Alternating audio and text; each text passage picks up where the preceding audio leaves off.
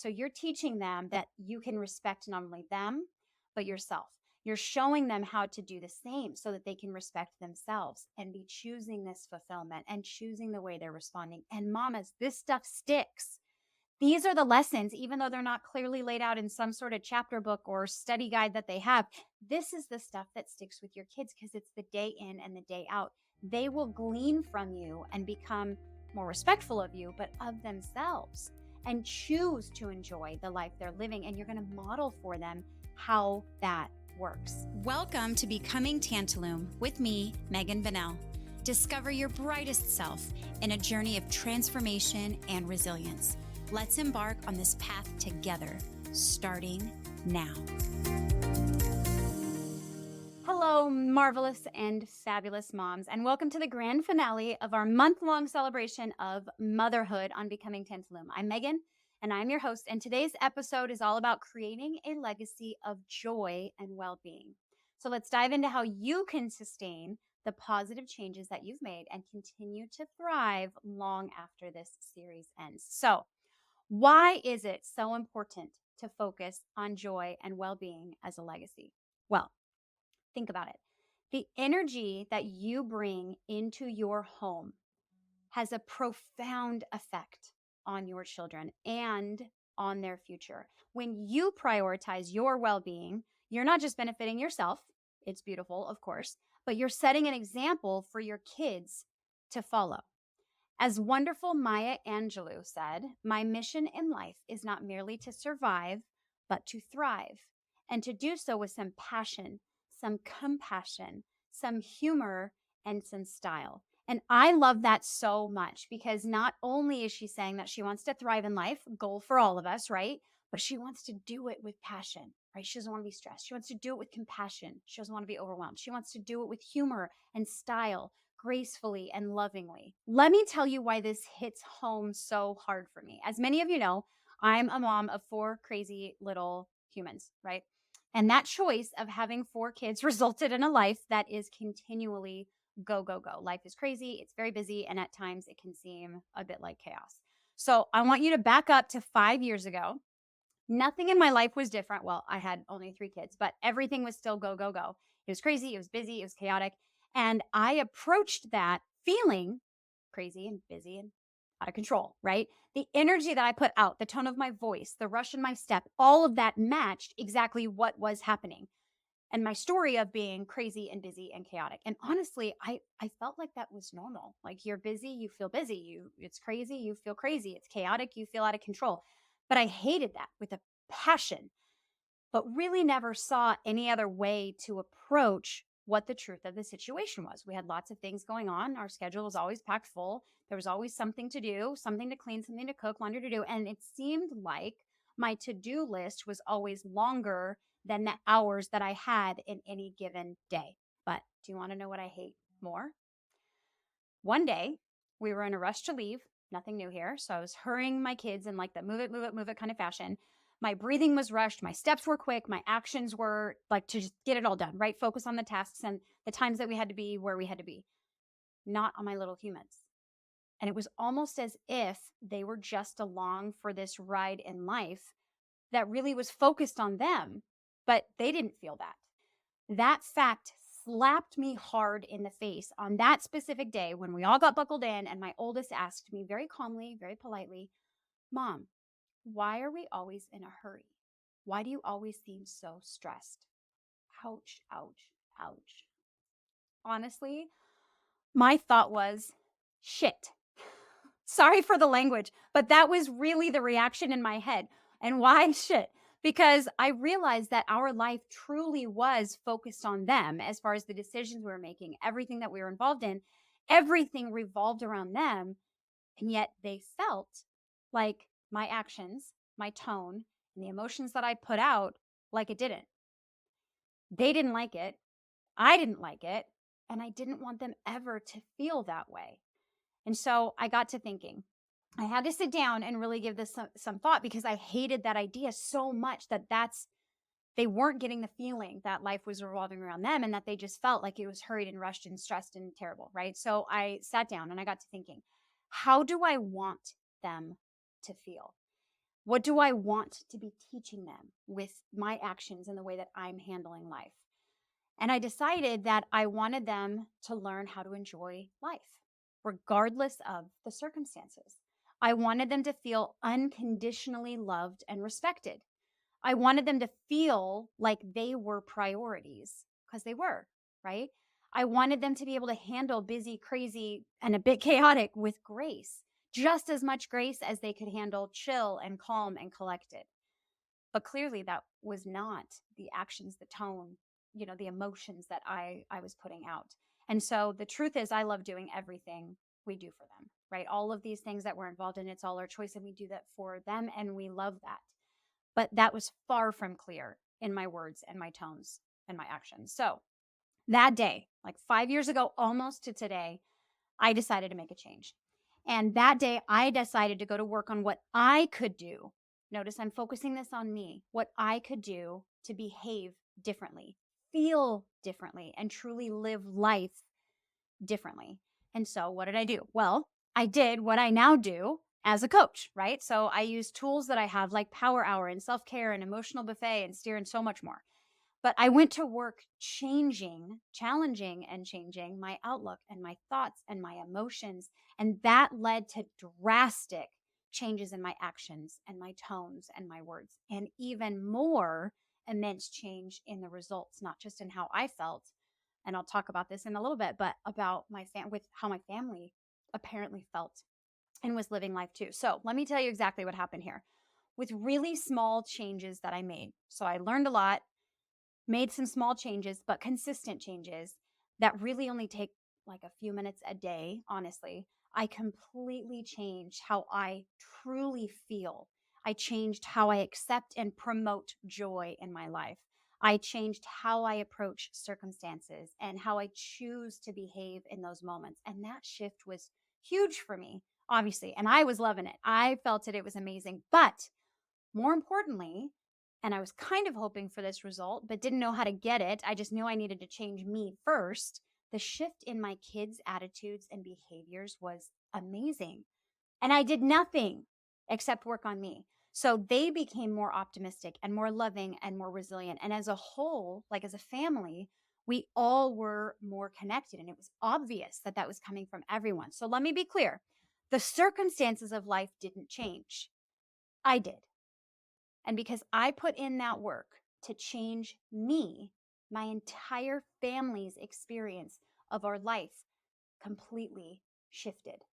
It was beautiful. And that's where this idea of creating a legacy of joy really came from, because moms, it really can start just with you. The work you put in not only has a compound effect on your life, which is amazing and wonderful, but it ripples out to those that are most important to you in your life, your family. And it is 100% worth it. Science backs this up too. So, research from Harvard's study of adult development shows that positive relationships and emotional well being are key to long term happiness. And so, by fostering joy and balance in your life, they say that you're building a foundation for enduring fulfillment. And I love that. But here's the deal, we all think about well being and mental health and all of that with us. But what if we could give that gift to our kids now, no matter what age they were? What if we could model for them what that looks like in life now? So for my 2-year-old, so that she doesn't have to flip out when things get a little crazy, right? Like, what if we could model that for them now? You're not only teaching when you're being a mom, you're not just teaching from your words. They say, do as I say, not as I behave, or whatever it is, but modeling in your actions what your kids can do to experience a full joy life regardless of the circumstances, right? So you're teaching them that you can respect not only them but yourself. You're showing them how to do the same so that they can respect themselves and be choosing this fulfillment and choosing the way they're responding. And mamas, this stuff sticks. These are the lessons, even though they're not clearly laid out in some sort of chapter book or study guide that they have. This is the stuff that sticks with your kids because it's the day in and the day out. They will glean from you and become more respectful of you, but of themselves, and choose to enjoy the life they're living. And you're going to model for them how that works. So I'm going to give you a few tips of things that you can do. And admittedly, the first two you might need help on, but the last three you don't. So the first one, and this is a game changer, is something that I call the power hour. And I started implementing this about, I don't know, 3 years ago, probably changed my life. And clients have said the same. So there's a group of us that every Monday morning start each week with a dedicated hour to get our life in order for that week. And there's also a process to go further than that, but for that week. And it does two things, scheduling all of this out. And I know some of you might be thinking, I don't really want to have everything on a schedule. That seems so rigid. Just wait for it. So the first thing is that allows you to not miss anything. I don't know about you, but I would constantly miss, like, shoot, I was supposed to get that at the store for the kids' party at school, or like, oh my goodness, that's right. I was supposed to put that up on the whatever. I need to go grocery shopping and I thought I was going to have time, but I didn't have any more time today, right? Like all the things. It allows you to get it all done, not miss anything. That allows you to live in the moment, because if you have all these tabs open in your head about all these things that you have coming up, going on, that you need to address, that you haven't touched yet, all of that, it really makes it difficult for you to focus on what's happening right now. So by doing that, you don't miss anything. You can live in that moment. But the second thing is amazing. It actually buys you time. You will be amazed at how much time you get back by spending this simple hour planning out what your week is going to look like. It's a simple process and it has the most magical results. It's like a unicorn just jumped over a rainbow on top of clouds or something. It's amazing. So the second thing is that you can manage your mind. And that is really managing your thoughts, your emotions, and everything. And they truly are a choice for you. You get to choose how you feel and choose what you think. And the first time that that actually hit me as a truth and I understood how to do it, my mind was blown and everything changed. Like literally everything changed from that point on. So watch and choose what you're thinking and feeling about all of the situations that you're in. And if it's not serving you, if you don't like it, change it. So I said, admittedly, those two you might need help with. And here's my offer to you. I'm here for you. I would love to help you with either of those things, adding you to the power hour or giving you some tools so that you can start managing your mind. You can call, you can text, you can email, just reach out. It would be an honor to be able to help you mamas out there with getting those two things under control, because it'll change your life. Truly, truly, truly. But the other three things you can start immediately on your own without help. One, and we've talked about this before, the idea of daily gratitude. Either that or daily positive self talk every day, beginning or the end of the day, or both. Think of three things that you're super grateful for, or three positive things about yourself. That simple practice can boost your mood and your outlook. And it needs to be consistent, like every day, but it takes just a couple minutes. It's very, very quick. The second thing is mindful moments. So just taking a few minutes every day, just literally a few minutes, to slow your breathing, just be in that moment, seeing how you're feeling, how you're thinking. That can help you reduce stress and increase your happiness. But it just takes just a little bit of time. And then quality time. So, making time for meaningful interactions with your family. And that could be a game night, or it could be a walk in the park. It could be a simple chat, but those moments really strengthen the connection and the bonds in your family. We started doing this not that long ago. We got for Christmas this little box of, I don't even know what they're called. It's from Amazon, like family chats or something. And they're just little cards and they have cute little prompts, just little questions for all ages. So it's fun for my husband and I, but it's also fun for my 2-year-old, 9-year-old, all of the above. And I don't have a lot of extra time to build in specific quality time. So we do during dinner every night. It's not taking up any more time. It's something we already are doing every day. And it's amazing. So some of the questions are serious, some of the questions are silly, and everything in between. And it's so good. It helps you to really dive into who your kids are and what they're passionate about, what they're scared of, all of that. And that's really quality time. And like I said, that's already time that we were spending time together at dinner, but it allows us to make it an even higher quality time that we were already spending. And I love it. On this same note, I had the pleasure with speaking with Dr. Rachel Thompson. She's a psychologist that specializes in family well-being. So she just works with families. And here's what she had to say about creating a joyful legacy. She said, mothers often underestimate the ripple effect of their own well-being on their family. Prioritizing self-care and joy isn't selfish, it's essential. When mothers are happy and fulfilled, it sets a powerful example for their children and creates a positive, nurturing environment. I love that. So I absolutely love that she's saying prioritizing you, your self care, your well being, that's not selfish. And in fact, that's going to ripple out to those that you care the most about and that you're serving so much that you're not doing that, right? I love the saying, happy wife, happy life, but this gives that so much more meaning on a deeper level. Truly, if you're happy, then that is going to cause those around you to learn from you and learn how to be fulfilled and graceful and accept that happiness in your life. And I'm not saying it's going to be happy all the time, of course not, but it's all about approaching those circumstances even if they're not amazing, with that joy, with that humor, with style, right? Even if it's something that has negative emotions that go along with it, because life's 50-50.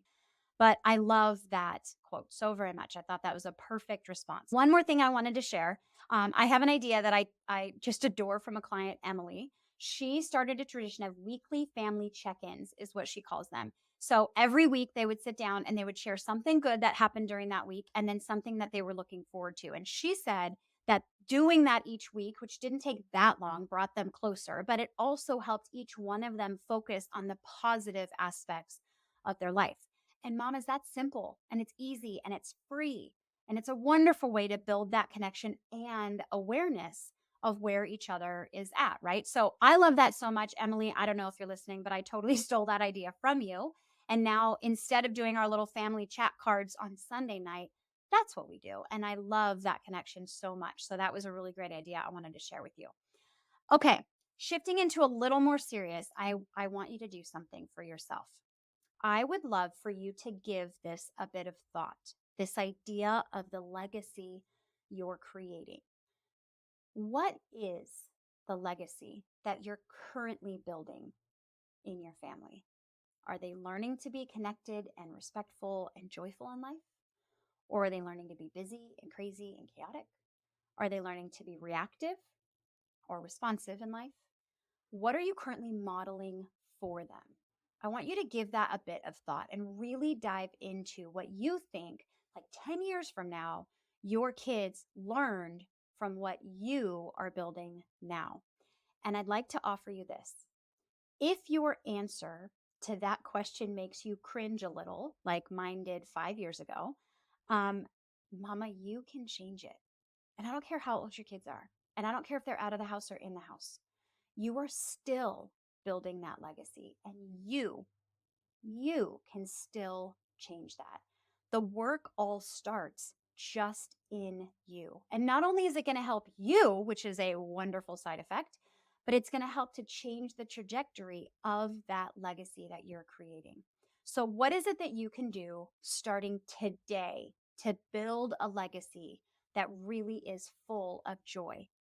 One, just become aware of what you're currently building, right? We talked about that. Answer that question. What does that look like? What are you currently building in your legacy?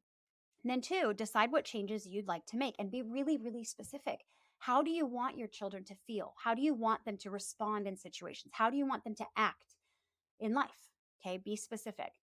And then, mama, go to work. Work on making those changes in you. Without your family being told, I promise you they're going to notice and be able to follow suit. You're going to be modeling and they'll be learning.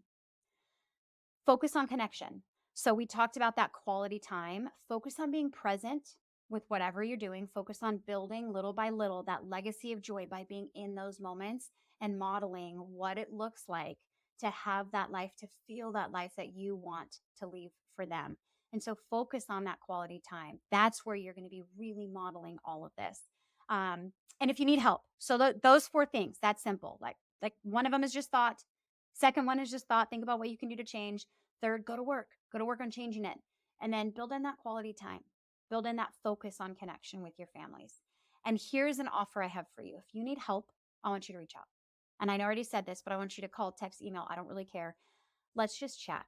I would love to give you whatever I can to help you make those changes you desire. It would be an honor if I could help all of you mamas out there not only feel amazing in your life, just individually as yourself, but to help you build a better legacy than what you're building right now if you feel like you need to make changes.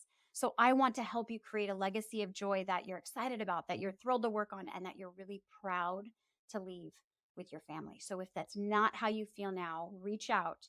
I am here to help you. Let's do this together. Moms, we've spent this whole month learning and growing and transforming, and now it's your time to sustain that momentum and continue to create this legacy of joy within you for yourself, but also rippling out to your family. So remember that you have the power to shape your family's future with love, with style, and with the joy that you're cultivating today. Not only are you going to feel better, but it's going to pay out millions fold for them in the future. Sadly, this month was all focused on motherhood. That's not the sad part, but next month will not be. But I'm still going to be providing you with tips and tricks and tools and thoughts and all the things that you need to continue to be on the journey of living life as the best version of yourself that you possibly can. So please continue to listen in, because there'll be lots more that you can learn and lots more that you can apply. And I want to say thank you for being with me on this journey through motherhood for this month. And I hope that you found inspiration and comfort and practical tips that you can use to enhance your life. If you enjoyed this series, then please share it with other moms that you think it can help to boost them up or that they can benefit from. And don't forget to subscribe, leave me a review. That would be amazing. And until next time, moms, keep shining and creating your beautiful legacy as a marvelous and fabulous mom. I'll see you next week. Bye-bye. Thank you for joining me today.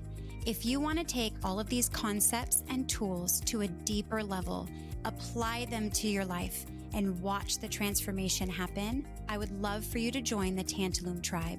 That's a monthly membership where all of our community has access to live coaching, self-paced courses, guest coaches, podcast study guides, anonymous question boards, and more. You too can transform your life using the tools and strategies that we have with accountability built in from our community. I really hope that you join us at tantalumcoaching.com. That's TANTALUM coaching.com. Just click join the tribe. I can't wait to see you in there.